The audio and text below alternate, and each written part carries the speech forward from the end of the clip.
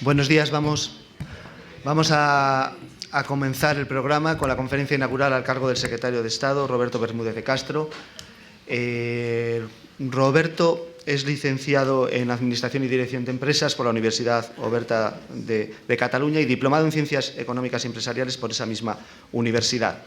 El resto del currículum ya os lo he detallado a todos ustedes. Tiene experiencia en las administraciones locales, regional, provincial y autonómica, y también en el Senado español, y desde hace un año, como les indicaba, ostenta la Secretaría de Estado de Administración Territorial y reporta y trabaja directamente con la vicepresidenta del Gobierno. Por tanto, pues el conocimiento sobre la descentralización y los retos que asumen las ciudades, lo que se ha empezado a llamar las grandes ciudades que detalló antes Guillermo Fernández de Castro. Ahora ya las ciudades son ciudades-estado, cada vez asumen más competencias y hay algunas megaciudades tan grandes por extensión y población que, bueno, pues que asumen las competencias y los retos de cualquier estado de tamaño medio. Muchas gracias, secretario, muchas gracias al resto de las instituciones y vamos a comenzar la conferencia inaugural. Gracias. Bueno, muchísimas gracias, Gustavo. Buenos días. Como les decía anteriormente, esta intervención va a ser un poco más larga o bastante más larga que la anterior. Y ya les hablaba de la importancia que ha adquirido la Fundación Carolina en nuestro país y en todo el ámbito latinoamericano, como un espacio de confluencia en el que coinciden expertos y profesionales de las diferentes ramas de la actividad pública. Además, en esta ocasión, mi secretaria de Estado, la que yo represento, se identifica muy especialmente con los objetivos y contenidos de la actividad que hoy nos reúne. Espero que esta sesión nos dé oportunidad para explicar, pero también para escuchar y conocer con más detenimiento los proyectos de descentralización impulsados en tantos países de la comunidad iberoamericana. Es evidente que en los últimos años la descentralización ha entrado en las agendas políticas de los países de América Latina con especial decisión y ambición, con firme voluntad de permanencia y con un objetivo tan noble como hacer que los órganos de decisión políticos conozcan mejor los problemas de los ciudadanos y que éstos puedan comprobar la cercanía de las resoluciones y las sientan como algo propio y pensado para resolver sus problemas. Los procesos de descentralización, y en España lo sabemos bien, no son fáciles, pero las dificultades que conllevan no pueden desalentar estas iniciativas, que forman parte hoy en día de las exigencias de los ciudadanos y de las organizaciones sociales y de las demandas de la sociedad. Aportan cercanía y compromiso, y esto quiere decir que ayudan a integrar al colectivo social y refuerzan la legitimidad de la acción pública. Esto es posiblemente el mayor valor de organizar el Gobierno de los asuntos públicos de esta manera: la confianza de los ciudadanos en que sus problemas van a ser conocidos y atendidos por políticos a los que pueden premiar o castigar en las urnas y por profesionales que conocen con detalle todas sus necesidades. España, como decía antes, ha transitado en los últimos 40 años desde un Estado totalitario y fuertemente centralizado a un Estado social y democrático de derecho y con un nivel de descentralización de los más altos del mundo. Les daré unos cuantos datos que lo avalan, datos de la OCDE, según los cuales la Administración General del Estado solamente gestiona el 42% de la recaudación de impuestos frente al 53% que de media gestionan otros estados federales del mundo. Según el Banco de España, más del 40% de los impuestos son asignados o recibidos por las administraciones territoriales, un nivel que, comparando con la Unión Europea, está muy por encima de la media, ya que la Unión solamente es del 10%.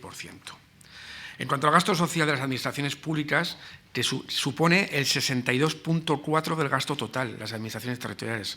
Repito, el 62,4%. El mayor volumen corresponde a sanidad, a educación y a servicios sociales que gestionan las comunidades autónomas y, en menor medida, las corporaciones locales.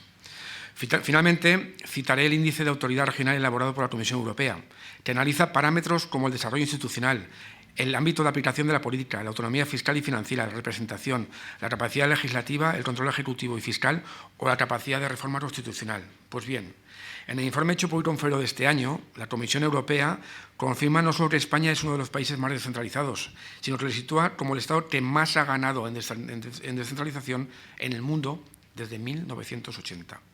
Es decir, que si el objetivo que se plantearon nuestros mayores en el año 78 era alcanzar un modelo de organización territorial que permitiese acercar en distintos niveles la gestión de competencias al ciudadano, este objetivo lo podemos considerar alcanzado, al menos en los niveles que les he descrito anteriormente. Pero en España, en nuestro país, en mi país, este proceso ha supuesto mucho más que un mero efecto de traspaso de competencias, porque el modelo territorial, que se esbozó en los primeros años de la transición y que se definió en la Constitución española, fue un pilar importante sobre el que se pudieron asentar los consensos que propiciaron la consolidación democrática. Y en este punto me permitirán que haga una declaración que trasciende el ámbito político e institucional y se adentra más en lo personal en mi condición de ciudadano español. En estos momentos difíciles que estamos viviendo, quiero reivindicar, como he hecho antes, el esfuerzo colectivo de las generaciones que nos precedieron para conseguir que en los últimos 40 años, con mucha concordia y generosidad, pudiéramos transitar de un pasado oscuro al presente en el que nos encontramos en un gran país democrático, integrado en Europa, profundamente respetuoso con las libertades y los derechos de los ciudadanos y en el que se reconocen la pluralidad de ideas y de los territorios. Un país, en suma, que aspira a tener un futuro de más prosperidad, si cabe, y en el cual me siento muy orgulloso de pertenecer. Como les decía, en esta transición ha tenido mucho que ver el modelo territorial que establece la Constitución de 1978 y que se conoce como modelo autonómico. La Constitución española desarrolla este modelo en su título octavo, al tiempo que define su naturaleza y sus límites. En su preámbulo establece que el sujeto político colectivo del que emana la Constitución y que ejerce el poder constituyente es la nación española. En coherencia con esta consideración, el artículo 2 de nuestra Constitución califica a la nación como la patria común e indivisible de todos los españoles. Y en el artículo 1.2 se establece que la soberanía nacional reside en el pueblo español, de la que emanan los poderes del Estado. Es decir, las potestades de las comunidades autónomas derivan de la Constitución y esta es la única fuente de poder político. Por otra parte, la propia Constitución cuenta con referencias genéricas a las nacionalidades y regiones que integran la nación española, con lo que reconoce la realidad plural del país, pero no se identifican qué comunidades se califican de una u otra manera, sino que remite a la posterior identificación que se haga en los diferentes estatutos de autonomía. Cada comunidad autónoma, las 17, se ha dotado de un estatuto de autonomía, que es la norma de autoorganización de la comunidad. Su elaboración y aprobación responde a dos fases. Inicialmente es elaborado el estatuto por la Asamblea Legislativa de cada comunidad, pero posteriormente debe ser aprobado este estatuto por las Cortes Generales mediante ley orgánica. El modelo de distribución de competencias entre el Estado y las comunidades autónomas de 1978 es un modelo abierto, pues mientras en otros casos, especialmente en Estados federales, la delimitación competencial se hace en la propia Constitución, en el caso español, cada delimitación es programática y debe ser complementada por los estatutos en lo que se denomina el bloque de constitucionalidad. Esto quiere decir que los citados estatutos son también medida de validez del ejercicio de las competencias estatales y autonómicas, cuando en los Estados federales esta identificación aparece en la Constitución federal. Las peculiaridades competenciales actuales son muy escasas, aunque son muy importantes. Se refieren al régimen especial de financiación, que se da en el caso del País Vasco y Navarra, que tienen regímenes especiales de financiación, y a la existencia de policías autonómicas en Cataluña, País Vasco y Navarra. Además, en Cataluña es la única comunidad autónoma que ha recibido las competencias en materia de instituciones penitenciarias, es decir, gestiona las cárceles en su comunidad autónoma.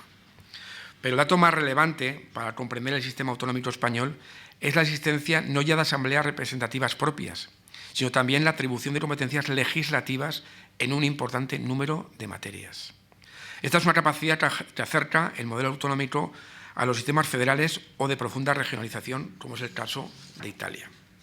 Como instrumento para la defensa de sus competencias, la Constitución reconoce el derecho a las comunidades a acudir al Tribunal Constitucional cuando ellas consideren que están afectadas. En el orden formal, la efectividad de la descentralización requiere una reasignación de medios o un proceso en el que el derecho español se denomina traspaso de funciones y servicios desde el Estado a las comunidades autónomas. Es un proceso de suma cero, ya que los medios que se asignan a una región han de disminuir los medios y la carga administrativa y burocrática que hasta ese momento recae en otro nivel, normalmente el Gobierno central. Esto quiere decir que cuando tú transfieres una competencia del Estado a la comunidad, les transfieres todas las funciones y todos los servicios, personal y fondos, con lo cual, en teoría, debía ser a coste cero. Formalmente, este procedimiento en España se lleva a cabo mediante una negociación bilateral entre la comunidad autónoma y el Estado, que se refleja en un acuerdo de una comisión mixta formada entre la Administración del Estado y la comunidad autónoma afectada y posteriormente se formaliza mediante un Real Decreto adoptado por el Gobierno central. Es decir, que el resultado de la negociación es siempre consensuado y siempre acordado entre ambas partes. Les doy un dato. Desde el año 78 se han formalizado 1.994 acuerdos de comisiones mixtas citadas y se han traspasado 821.693 puestos de trabajo. Repito, se han traspasado 821.893 puestos de trabajo, sobre todo en los ámbitos donde más importancia tiene el ámbito de las comunidades, en educación y en sanidad, donde más empleados públicos hay. Como valoración general, y tras los casi 40 años de experiencia, apreciamos que el proceso de asunción de nuevas competencias resulta modulado en la práctica por el carácter dinámico de las funciones administrativas de cada administración. Ahora, lógicamente, estamos advirtiendo un cambio social, económico y, sobre todo, tecnológico que puede afectar, de hecho, a las competencias y funciones que fueron traspasadas durante los primeros años de la transición. Y el paso del tiempo nos permite ahora apreciar cómo algunas funciones administrativas que se traspasaron hace 20 o 30 años, con el cambio tecnológico, pues nos están dando, y hay que ajustarlos a los procesos actuales. Perdón. Junto a la autonomía normativa, también es importante tener en cuenta que las comunidades autónomas disfrutan de autonomía autoorganizativa, de modo que pueden configurar y adaptar sus estructuras administrativas a decisiones propias. En la práctica, habitualmente, tienden a reproducir la organización de la Administración General del Estado, pero también pueden no hacerlo y pueden crear órganos, entidades e incluso sociedades propias diferenciadas para poder desarrollar sus competencias. Como les indicaba al comienzo de mi intervención, una de las consecuencias del sistema descentralizado es que las comunidades autónomas constituyen el nivel administrativo que en líneas generales lleva a cabo las funciones ejecutivas y de gestión de muchos de los servicios públicos usados por los ciudadanos. Educación es propia de las comunidades, asistencia sanitaria, salud pública, servicios sociales, medio ambiente, fomento del empleo, vivienda y ordenación del territorio, cultura o deportes son propias de las comunidades autónomas. Mientras el Estado se ocupa básicamente de los servicios de seguridad pública, seguridad social, gestión tributaria, protección por desempleo y política hidráulica. La ponderación de esta realidad es muy visible cuando vemos datos de empleo público. En España, las administraciones públicas cuentan con 2.519.280 empleados, de los cuales el 45% pertenecen a las comunidades autónomas, el 21% a la Administración General del Estado, el 19% y el 19% a las entidades locales. Además, por ejemplo, las universidades cuentan con 147.000 empleados. Otro dato relevante para conocer esta realidad es que de este total de empleados públicos, en los empleados autonómicos del sistema público de sanidad son 480.626 y en educación aún son más, 539.224. Es decir, el 89% de los empleados autonómicos trabajan en educación y en sanidad. Aunque sin duda, que estos datos están todos fenomenal, cuando tenemos que discutir con las comunidades autónomas, discutimos del sistema de financiación de las comunidades autónomas. Sin duda, el tema o la cuestión que más interés político y debate ha planteado en los últimos años y sigue generando en este sistema descentralizado. Siempre la discusión es si están bien o mal financiadas las comunidades autónomas. Ha sido la cuestión más controvertida y más difícil de consensuar en la historia del sistema autonómico español. De forma periódica, el sistema de financiación ha tenido que ser modificado y adaptado a las nuevas competencias que iban asumiendo las comunidades autónomas.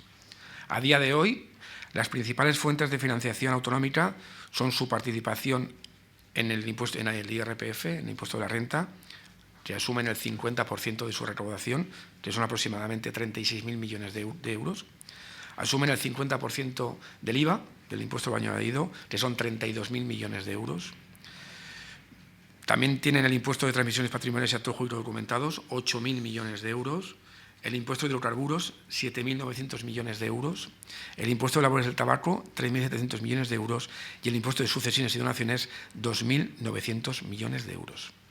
El debate y el acuerdo, en su caso, se lleva a cabo en el Consejo de Política Fiscal y Financiera, donde están representados todas las comunidades autónomas, Mar, Ceuta y Melilla y el Estado. En ese órgano, del que yo formo parte, es donde marcamos anualmente los objetivos de déficit, los objetivos de deuda, los techos de gasto, las reglas de gasto y donde espero que en los próximos meses lleguemos entre todos a un nuevo sistema de financiación autonómica. La última referencia que les voy a hacer también al sistema de descentralización es, digamos, un momento, me perdí, tengo más redactado esto. La última referencia, aunque al margen de los aspectos formales de la descentralización, merece los efectos de la organización autonómica es en el sistema político. ya que también en este punto hemos conocido una experiencia que podemos compartir. La descentralización no limita sus efectos estrictamente a una organización política y administrativa, sino también que afecta a la totalidad del sistema político. Las reglas del juego institucional, las iniciativas políticas e incluso la cultura política dominante, sin duda, se ven afectadas por el nuevo reparto de poder político en el territorio. Así, los actores y agentes políticos ven legitimada su actuación y reforzada su posición como impulsores y defensores de los intereses de sus territorios, que ahora son los intereses de sus electores. Asimismo, el sistema de partidos y la convivencia de calendarios electorales diferentes en un Estado descentralizado actúan como un elemento constantemente presente en la vida política. La descentralización puede ir acompañada de desarrollo de partidos políticos de ámbito territorial limitado, regionales o incluso locales, mientras también produce una cierta federalización de los partidos de índole nacional. Un Estado tan descentralizado como el nuestro debe extremar también los mecanismos de coordinación y cooperación entre todas las administraciones para evitar duplicidades y rémoras que terminan hastiando a los ciudadanos y lastrando el crecimiento económico. Esto es, sin duda, y esto es un paréntesis, el objetivo más importante que debemos tener en nuestro país.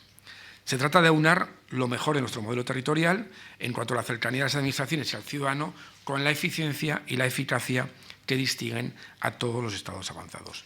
Hay que rentabilizar esfuerzos, hay que eliminar trabas, hay que conseguir ahorros y trabajar de manera coordinada para gastar bien los pocos recursos que tienen las administraciones. Ciertamente, la regulación de la cooperación en España es escasa, posiblemente por el fuerte desarrollo que a veces ha alcanzado la cooperación informal, pero cuenta con las previsiones necesarias en su desarrollo en la Ley de Régimen Jurídico del Sector Público. En el marco de esta ley, el sistema de cooperación español ha articulado diferentes técnicas de cooperación que en sí misma expresan con claridad los motivos y respuestas que el funcionamiento del sistema autonómico va adoptando día a día.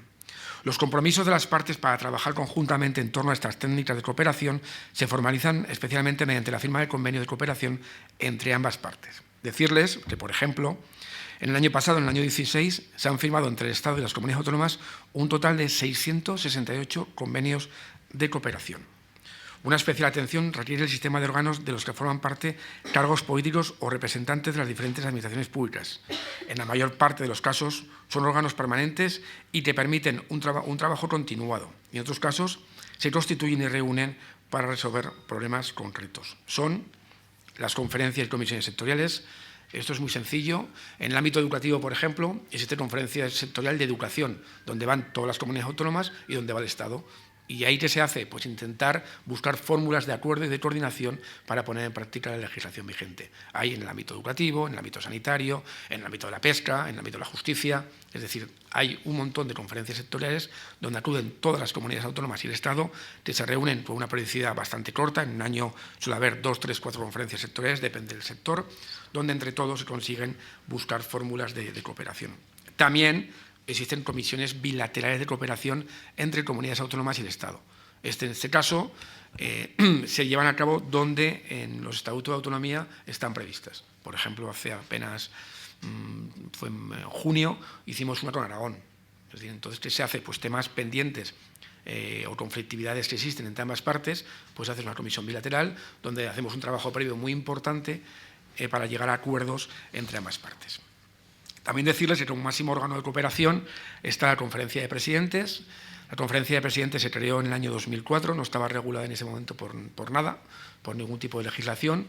La creó el presidente Rodríguez Zapatero. Para mí es un buen órgano de cooperación. En él forman parte el presidente del Gobierno y los presidentes de las 17 comunidades autónomas, Marceuta y Melilla. No forma parte de ellas nadie más. Es decir, esto es una reunión que hacemos un trabajo, hemos hecho una, estoy aquí en este año, lo hicimos en enero, donde hacemos un trabajo importante previo, los trabajos, los equipos de las 20 partes, pero luego se encierran ellos solos y ellos solos toman las decisiones, ¿no? En esta última conferencia de presidentes, que no asistió Cataluña, hay que decir que hubo muchos acuerdos, porque anteriormente lo que se hacía en las conferencias de presidentes eran hacer declaraciones no ejecutivas, ¿no? Pues hay que decir que en esta conferencia de presidentes hubo, si no me equivoco, 13 acuerdos donde desbloqueamos temas pendientes muy importantes para nuestro país. Por ejemplo, había temas muy importantes de empleo público referente a sanidad y educación, donde había mucho interino, mucho personal sin la plaza fija, Pues, por ejemplo, pusimos en marcha mecanismos de mejora o mecanismos de protección civil en temas de incendios o grandes catástrofes, o iniciamos el proceso de renovación del sistema de financiación autonómica. Pero claro, en todo proceso autonómico, en este proceso autonómico tiene luces y tiene sombras, ¿no? ¿Y cuáles son las sombras que tenemos? Pues los litigios que tenemos entre ambas partes. Es decir, es cierto que en España se legisla demasiado. Es decir, cuando uno ve o analiza exactamente el conjunto de normas que emanan de las comunidades autónomas, pues uno se queda un poco pasmado, por decirlo de alguna manera. Es decir, hay que decir que desde el año 2012 ha habido 1.500 normas legales emanadas desde las comunidades autónomas. Veo la cara, no sé, o sea, no me he equivocado. O sea, han emanado 1.500 normas. Es decir, se cuenta que, por ejemplo, en el ámbito del medio ambiente hay un marco general que nos damos el Estado y luego cada comunidad autónoma legisla en el ámbito medioambiental. Esto es un problema. Aquí José Manuel me mira porque esto es un problema sobre todo para conseguir, es decir, que cualquier operador económico que lleva a cabo una actuación en mi ciudad, en Huesca, tenga las mismas condiciones que ese operador que quiere actuar en Sevilla. Bueno, pues se puso en marcha una ley de unidad de mercado donde estamos buscando las fórmulas pues, para conseguir licencias únicas o para conseguir elementos únicos que, por una parte, consigan que el operador económico tenga los mismos derechos y las mismas obligaciones en cualquier punto del territorio español, y luego, aparte, que esa poca capacidad económica que tienen las administraciones, pues que gastemos de la manera más eficiente y más eficaz, ¿no? Decirles también que eso nosotros tenemos también, cuando nosotros vemos desde el Estado o ellos de las comunidades autónomas, que una norma emanada de una de las dos partes no es legal o que invade competencias de uno u otro, pues tenemos fórmulas constitucionales de llegar a acuerdos, y si no llegamos a acuerdos, pues vamos al Constitucional, que se van más o menos en el 8% de las normas autonómicas, acudimos al Constitucional, en más o menos en el 8%, que el Constitucional suspende la norma y se sigue con lo anterior, ¿vale? Decirles que también es importante, y acabo ya y empezamos con el debate, que seguro que es mucho más jugoso y más ameno y más interesante, que es muy importante en nuestro país también el nivel de los empleados públicos. Es decir, en España el nivel de corrupción de los empleados públicos es mínimo. Tenemos unos empleados públicos muy valiosos, donde el mérito de la capacidad para acceder a la plaza de funcionario es muy complicado. En este país las oposiciones a empleado público de cualquier nivel, ya sea desde el nivel más bajo al nivel más alto, siempre son en libre concurrencia y con máxima transparencia, y creo que eso es muy importante, y conseguimos así que los empleos, y como decía antes Guillermo, yo he estado desde el más pequeño un ayuntamiento hasta ahora, y les puedo decir que en todos los niveles donde he estado, lo mejor que me he encontrado son los funcionarios. Nosotros estamos de paso, somos absolutamente eventuales, somos coyunturales, pero ellos son la estructura de Estado y son fantásticos. Estos días en Barcelona lo estoy viendo, que quien está soportando el peso de la administración son los funcionarios que tienen su puesto de trabajo, su vida en la administración, y eso es muy importante, y creo que es importante remarcarlo. Y luego también decirles que en nuestro país, lo que piensan los ciudadanos acerca de las autonomías y acerca de cómo estamos organizados, pues las percepciones siguen siendo muy positivas, ¿no? Cuando tú ves los datos, aunque ahora, lógicamente, con el problema que tenemos en Cataluña, ha surgido, yo espero que es absolutamente eventual, pues algunas dudas. Yo creo que los españoles son plenamente conscientes, y sobre todo los que vivimos en el territorio más todavía, el hecho de que gracias a las autonomías, la gente que vivimos fuera de Madrid, que vivimos en el territorio, yo vivo en Zaragoza y voy y vengo prácticamente todos los días en el AVE, y mi familia vive en Huesca, que es una provincia pegada a Francia, montaños arriba de todo España, ¿no? Bueno, pues yo puedo decir que mi comunidad ha tenido inversiones, ha tenido, digamos, ciertos puntos de desarrollo, porque el político que gobernaba en Aragón era consciente, como decíais antes, de qué problemas eran más cercanos. El problema desde la cercanía lo ves mucho más, ¿no? Y esa es la importancia, que yo cuando estudiamos en Hacienda Pública, es la importancia de estar cerca del problema del ciudadano para poderlo hacer o para poderlo atajar ese problema mucho mejor, ¿no? Y eso es uno de los grandes beneficios de las comunidades autónomas o de una estructura muy descentralizada del Estado, ¿no? Antiguamente decían que yo no lo viví, decían que, me contaba mi padre, que le preguntaba yo un día por qué todos los hospitales ponía el nombre del ministro, ¿no?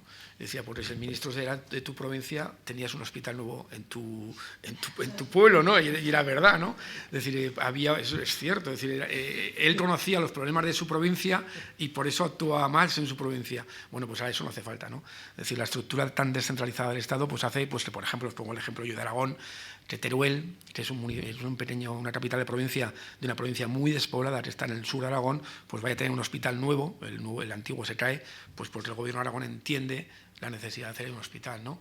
O que en otros ámbitos importantes pues haya más obras importantes porque entienda cada comunidad autónoma o cada gobierno autonómico dónde están los problemas. Y eso yo creo que la gente lo está percibiendo y percibe que existe un Estado fuerte y que aparte están las comunidades autónomas que funcionan bastante bien.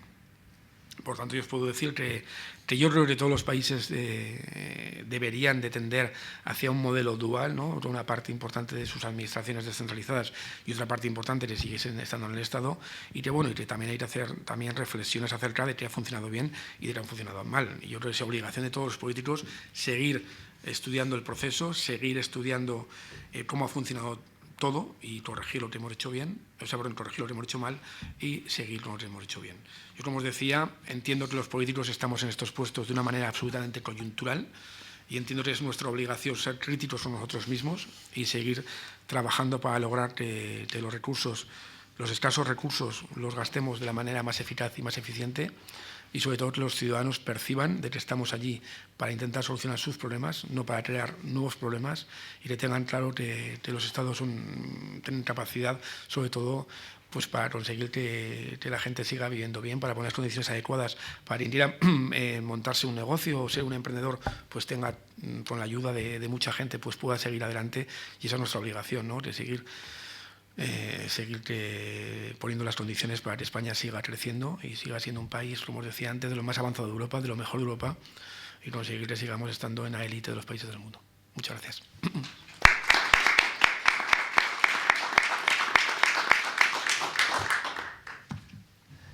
Muchas gracias, secretario. Si queréis, ahora inauguramos un turno de pregunta y lo que hacéis es, cuando toméis la palabra, os presentáis, decís el país y en qué sector estáis trabajando. Cuando queráis. Por favor. Muy buenos días. Muchísimas gracias. Súper interesante todo lo que nos ha contado. Mi nombre es Desilu León, soy de Lima, Perú, gerente general de la Municipalidad de Lima, capital del Perú. Doctor, ha mencionado varias cosas y voy a tratar de ser puntual en las preguntas para que sea más sencillo explicarlas. Respecto al proceso de descentralización que, digamos, nos ha explicado, y respecto a la autonomía que tienen las comunidades, que en el caso del Perú nosotros tenemos gobiernos regionales. Usted ha hablado de la autonomía normativa y de la autonomía autoorganizativa, problema que tenemos todos. Digamos, en las regiones se trata de imitar la estructura del Estado, pero también hay libertad para poder crear la propia. Sin embargo, nos habla de funciones que son también privativas del gobierno nacional. En este caso nos habló de la seguridad pública, la seguridad social, la política hidráulica, etc. Estas de acá vendrían a ser funciones exclusivas del Estado.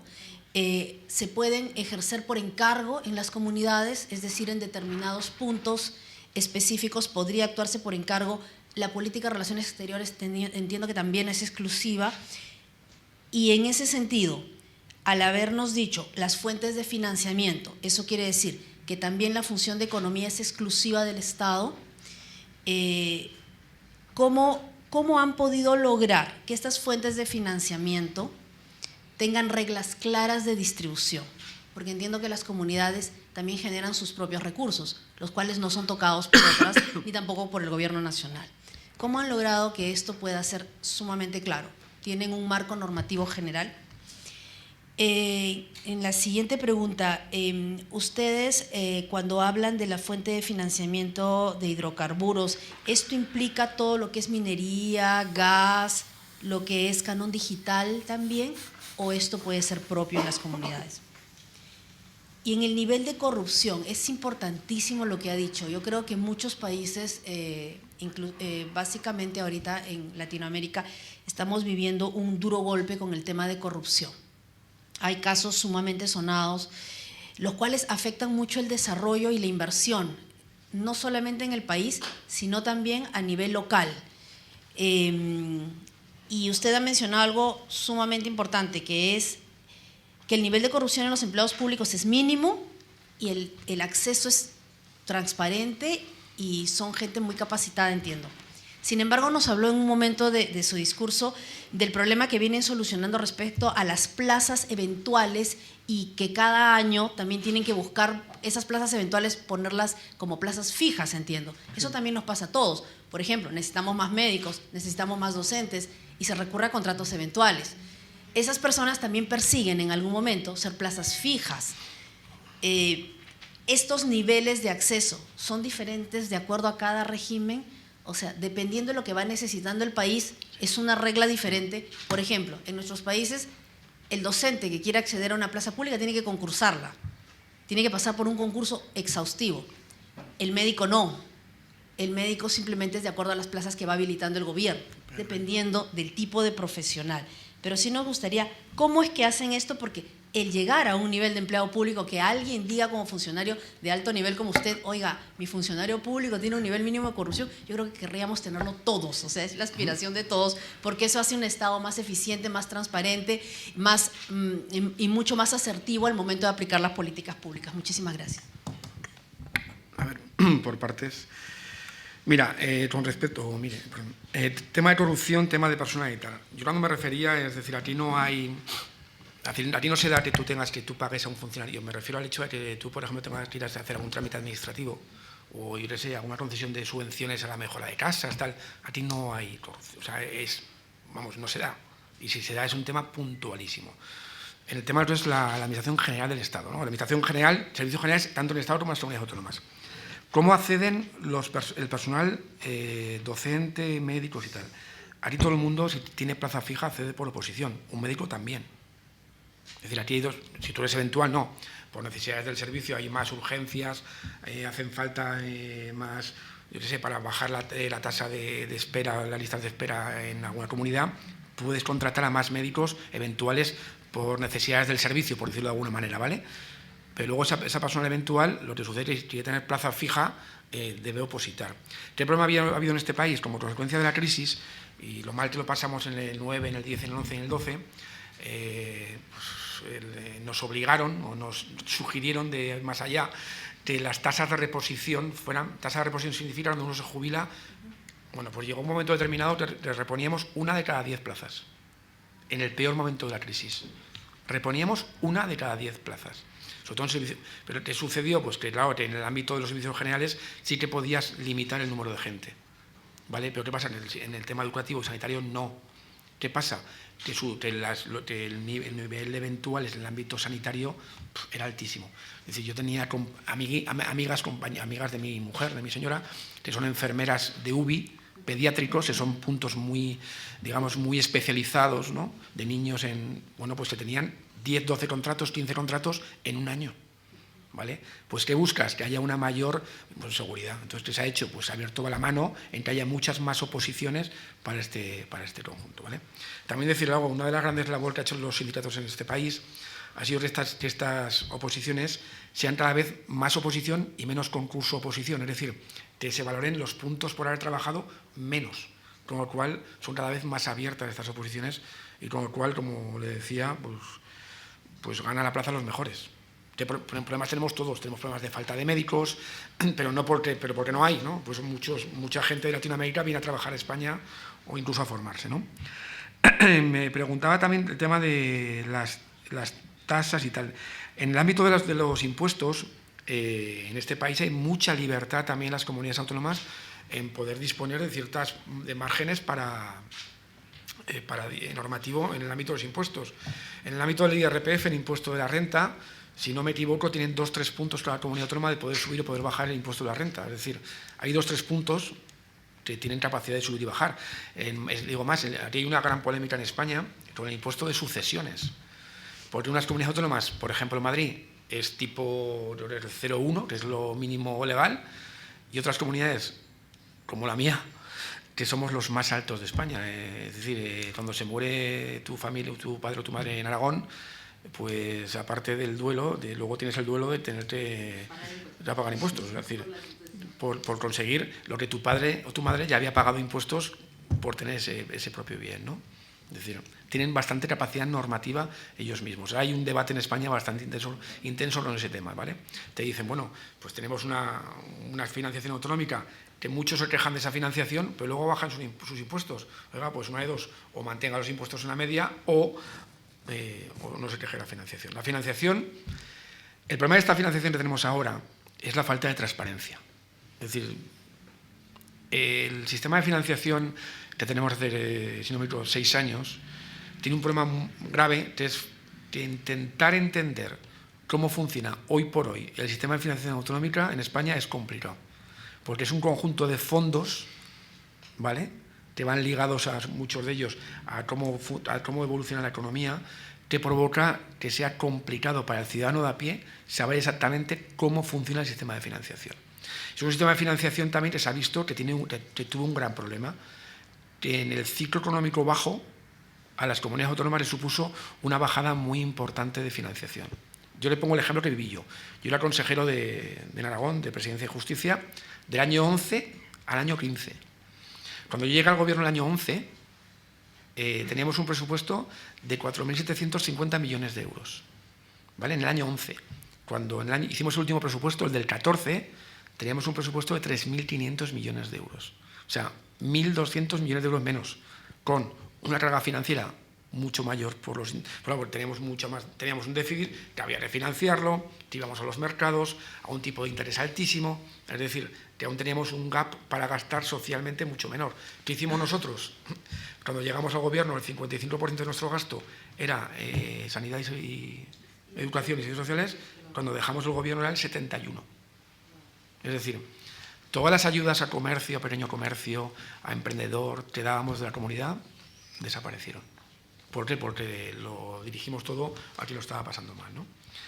Me preguntabas también sobre el tema de los impuestos. Si nosotros, por ejemplo, las comunidades gestionan el tema de energía y tal, hacen mucha tasa, que lo que hablábamos antes de unidad de mercado, ¿no? En algunos casos, intentar buscar una prospección de gas o el fracking de una comunidad u otra, varía mucho los costes por culpa de las tasas que pagan en cada comunidad autónoma, ¿vale? Y no sé si me dejó algo. Bueno, lo de las competencias. Hay una serie de competencias que son exclusivas del Estado. Te pongo las más sencillas.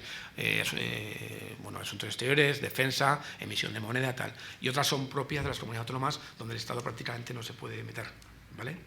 Me preguntabas en economía. Economía, las comunidades autónomas, lo que es la financiación de las propias comunidades autónomas, hasta el año 2011 nos financiábamos cada comunidad, hablo cuando estaba allá, nosotros íbamos a los mercados. ¿Qué problema hubo? Aquí seguro que Juan me corrige, en el año 2011, finales o algo así, el mercado se cerró prácticamente para todos. Y luego los tipos de interés. Entonces el Estado creó el FLA, que es el Fondo de Liquidez Autonómica, en el cual el Estado acudía a los mercados a unos tipos mucho más asumibles para las comunidades y prestaba dinero a las comunidades, a cambio de que las comunidades ajustaran, ¿vale? Algunas comunidades no acudieron al FLA, por ejemplo, ahora estaba yo, y te pongo un ejemplo. En el año 2012 nos faltaban 700 millones de euros en una operación de crédito en el mes de diciembre y la conseguimos el 30 de diciembre para pagar nóminas da hasta vergüenza decirlo, al 9% o algo así. Luego al año siguiente ya empezó el tema más, y ahora el FLA está ahora al 1%, ¿no? Al 1 y pico %. Es decir, muchos se quejan de que el Estado ha quitado competencias en el ámbito de la capacidad de las comunidades para acudir a los mercados, ¿no? Yo creo que hemos conseguido rebajar la carga financiera que tienen las comunidades y poder destinar ese dinero a otra cosa, ¿no? Esto se normalizará y con el tiempo dejará de haber el FLA y las comunidades seguirán yendo a financiarse por sí mismas. Esto también viene bien porque la comunidad que es buena gestora y tiene buena capacidad, pues consigue dinero a una capacidad, a un tipo mejor, que la comunidad que tiene menos fama de buena gestora, donde su rating es mucho peor y tiene peor financiación. ¿Vale? ¿Más preguntas? Por favor. Buenos días, mi nombre es Andrés Dish, soy secretario de Planificación del municipio de Quito. Quisiera saber un poquito más sobre la capacidad de endeudamiento que tienen las autonomías. ¿tienen techos de endeudamiento establecidos? ¿El gobierno central interviene en parte del endeudamiento? ¿Y cómo lograr que esa capacidad de endeudamiento, si es que lo tienen, no afecte al resto de autonomías en caso de un manejo irresponsable en esos techos? Las comunidades tienen 3 reglas que deben cumplir, que se aprueban en el Consejo de Política Fiscal y Financiera, que os contaba antes. Ahí aprobamos 3 cosas. Aprobamos el déficit, que para este año, por ejemplo, es del 0,6. El tope máximo de déficit por comunidades autónomas es el 0,6%. Les aprobamos también el límite máximo de endeudamiento, ¿vale? Y luego también una regla de gasto. Es decir, es una regla de gasto que, bueno, en fin, es la gran queja de ellos. Es decir, en función del presupuesto ejecutado es cuánto pueden ejecutar el presupuesto siguiente. Se da la circunstancia que a una comunidad autónoma que va bien, como Canarias, con esa regla de gasto le supone que puede gastar menos que su déficit, ¿vale? O sea, es decir, ¿qué pasa si una comunidad incumple? Bueno, pues directamente la comunidad es intervenida. Esto se hizo a raíz de la crisis, anteriormente no estaba, se limitó mucho menos, a raíz de la crisis, pues la Unión Europea obligó al Reino de España a tomar más medidas de control sobre las comunidades autónomas, y lo que hacemos nosotros es, si una comunidad autónoma incumple, o tanto regla de gasto como endeudamiento como déficit, la comunidad es intervenida. Como también la intervenimos en pago a proveedores. Si la comunidad autónoma no paga en unos días determinados a los proveedores, que es por debajo de 40 días, también es intervenida. Y en alguno de estos casos, lo que hace el Estado directamente es el FLA. En vez de pagarle a la comunidad autónoma el FLA, lo que hace es que los proveedores te dan, hacemos en un portal virtual, nos mandan las facturas al Estado y pagamos directamente al Estado a los proveedores.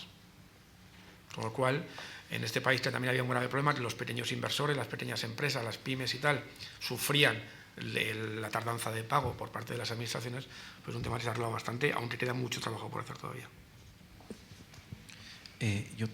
Bueno, soy Edgardo Cruzado, secretario de Descentralización de Perú. ¿De Perú? Secretario de Descentralización de Perú. Tengo 3 preguntas, más sobre la organización institucional del Estado. Hablaste de la conferencia de presidentes, sí, pero entendí que es los presidentes de las comunidades autónomas, sí, y el presidente español, sí, digamos, ¿no? ¿Los municipios dónde entran? ¿No tienes representatividad de las comunas en el proceso, digamos? O sea, ¿tienes un sistema más encadenado de nacional, regional y lo local queda dentro? O, digamos, porque con la idea de las autonomías en Latinoamérica es como que manteníamos las autonomías locales y regionales como paralelas. Entonces, ¿cómo lo manejas esa representatividad? Y segunda pregunta sobre el tema de financiamiento, para no dejarlo en corto. Tú no eres ministro de Economía, ¿no? No, entonces, gracias a Dios no. ¿Cómo hacen su relación con Hacienda? Porque parecería ser que, claro, todos tenemos, en Latinoamérica nos hemos montado en un sistema hacendario que hemos tratado de proteger mucho para poder mantener la estabilidad económica. Entonces, mucho del financiamiento de en nuestro caso, gobiernos regionales, gobiernos locales, está regulado por los ministerios de Hacienda. Y no por este Consejo Fiscal, ¿no? Entonces, ¿cómo lo gestionas?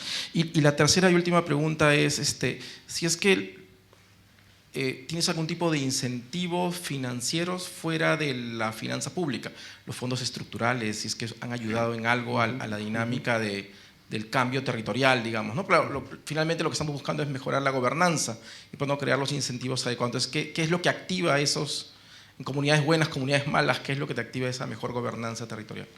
Perdona tantas preguntas. No, mira, los ayuntamientos, nosotros, que es el otro pilar básico, bueno, deciros una cosa, por ejemplo, en esta época de crisis donde el déficit era grandísimo del Estado y las comunidades, las únicas administraciones que llevan en superávit 3 años son los ayuntamientos. Los ayuntamientos nos aportan un superávit de 7.000 millones de euros al año. Un superávit, que luego cuando el Reino de España une, pues imaginaos lo que nos supone este año. Cuando venía en tren, estaba leyendo que en Expansión le decía que he llamado a Hacienda y no me han cogido, no puedo dar con el secretario de Estado de Hacienda, que la suma este año, aparentemente, de lo que va a ser el déficit de las comunidades autónomas y el superávit de las locales, va a suponer que por primera vez en muchísimos años las administraciones territoriales van a dar superávit este año. Esto no está grabado, ¿no? O sea, esto si no me matan nos está haciendo, o sea. Es decir, con los ayuntamientos tenemos relación a través de la FEM. que es la Federación Española de Municipios y Provincias. Van a entrevistarse con ellos. ¿Vale? Con la FEM nos juntamos en la CENAL, que es la Comisión Nacional de Administración Local, nos juntamos con ellos bastantes veces al año, y la CENAL es como el Consejo de Política Fiscal y Financiera. El Consejo de Política Fiscal y Financiera es para las comunidades autónomas y la CENAL es para los ayuntamientos. Ahí también, pues con ellos hablamos de techo de gasto, de regla de gasto, de déficit, de deuda, de todo, ¿vale? Ahí la gran queja de ellos es que con la regla de gasto no les dejamos gastar más y que tienen superávit por culpa de que el Estado no les deja gastar más, ¿vale? Tenemos ahí unas peleas que es algo exagerado. Lo de Hacienda, hombre, vamos muy coordinados. Es decir, a todas las reuniones en el Consejo de Política Fiscal y Financiera va Hacienda y Territorial. Ahí está la vicepresidenta, el ministro Montoro y todo el equipo de Hacienda. Desde la interventora general, secretario de Estado de Hacienda, secretario de Estado de Presupuestos, secretario de Estado de Economía, que depende del ministro Guindos, y nosotros. Es una representación bastante amplia. Pero todo el tema de financiación, cada vez que una comunidad autónoma pide permiso para financiarse, para refinanciar tiene que pasar por el gobierno, pasa por Hacienda, ¿vale? Y luego los fondos estructurales, pues mira, uno de los grandes hechos para que este país haya cambiado tanto en estos años, sin duda han sido los fondos estructurales y los fondos que llegan de fuera. Es decir, ahora seguimos recibiendo muchos fondos, sobre todo FEDER, de Europa, pues para el ámbito rural, pues por ejemplo en el ámbito rural recibimos fondos prácticamente de todas las comunidades autónomas para modernización de instalaciones agrícolas, para nuevos regadíos, para concentraciones parcelarias, para incorporación de jóvenes al mundo rural, es decir, para modernización de tractores. O sea, recibimos muchísimos fondos todavía de Europa y nos viene muy bien. Nos viene muy bien. Es más, las comunidades que nos reciben sufren. Pues si no hay ninguna pregunta más, liberamos al secretario de Estado para que pueda reincorporarse a sus tareas. Muchas gracias a todos, muchas gracias a José Manuel González Páramo y a Guillermo Fernández.